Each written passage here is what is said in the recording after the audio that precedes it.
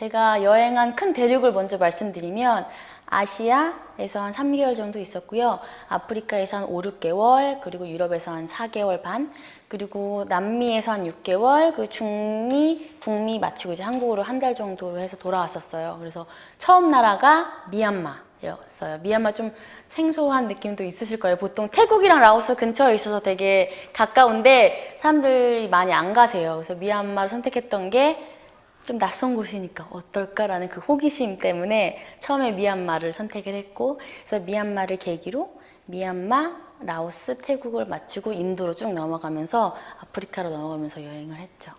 네, 정말 그 문화도 다 붙어있기 때문에 되게 비슷할 것 같은데 안에 건축물이라든가 사람의 느껴지는 그 느낌이라든가 그것이 정말 나라마다 다 다르더라고요.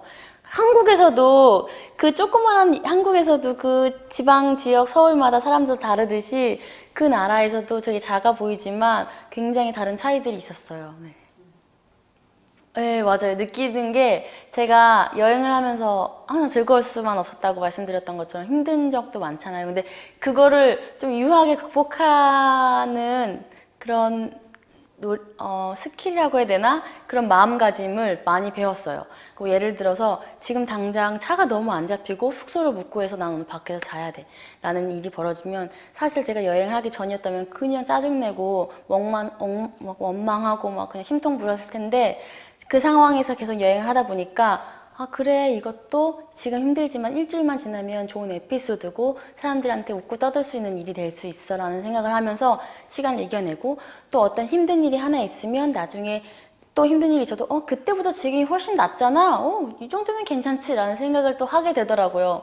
그렇게 하다 보니까 좀 작은 거에도 상처도 덜 받게 되고 힘든 것도 좀 더 긍정적으로 하게 되고 좀 사람이 더 유해지고 긍정적이 되는 것 같아요. 네. 힘든 경험 중에 이것만한 건 없었다. 진짜 최고였다. 최고 힘들었다. 힘들었다. 아 정말 최악의 경험이 있었는데 그때 제가 아프리카 에티오피아를 여행하고 있을 때였어요. 그래서 거기 좀 시골 마을을 딱 도착을 해서 숙소를 찾고 있었는데 아프리카 사람들이 되게 오픈 마인드예요. 그래서 사람들이 이제 흑인이라고 하면 무섭고 그런 생각을 많이 고정관념을 갖고 있는데 사실 가보면 정말 좋은 사람들이 너무 많거든요. 제가 이제 에티오피아라는 나라가 이제 아프리카에서 거의 마지막 나라였기 때문에 이미 지난 흑인에 대한 마음이 되게 열려 있었고 되게 좋은 친구들이라고 생각을 하고 있었던 상태였어요.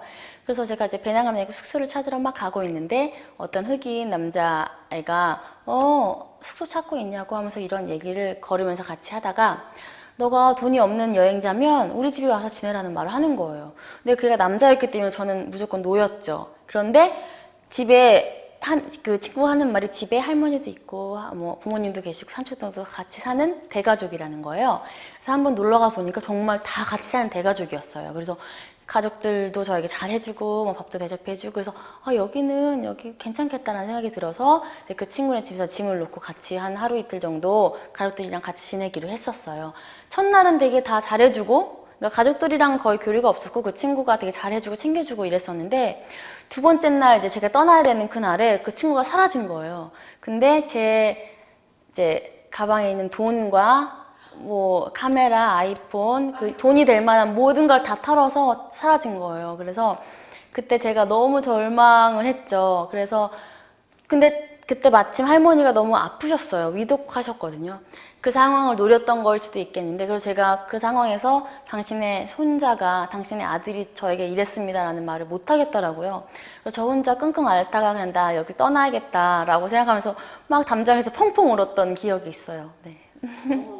어떻게 됐어요? 그래서 그때 제가 정말 신기했던 게 그때도 최악의 순간이었지만 그걸 위로할 수 있었던 게 정말 천사처럼 나타난 어떤 한 분이 계셨는데 제가 담장 거기 밖에서 막 울고 있었는데 그 나쁜 친구의 삼촌분이 할머니가 위독하다는 말을 듣고 이제 오신 거예요.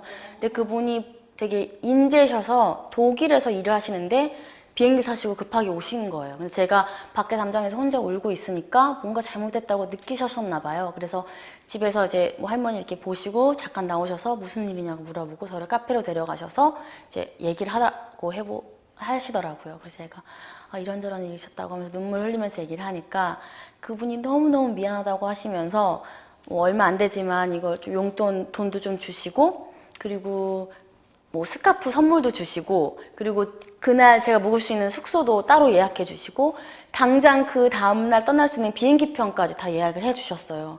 그래서 지금도 메일로도 서로 얘기를 하고 있고요. 그분 덕분에 제가 그나마 그 상황을 위로를 많이 받았던 것 같아요. 그러니까 위험하고 그렇다고 그냥 화내거나 그러지 말고 차라리 울고 적극적으로 표현하는 게 네. 더 낫다. 네, 맞아요. 정말 그러니까 죽으란 법은 없어요. 네, 맞아요, 진짜.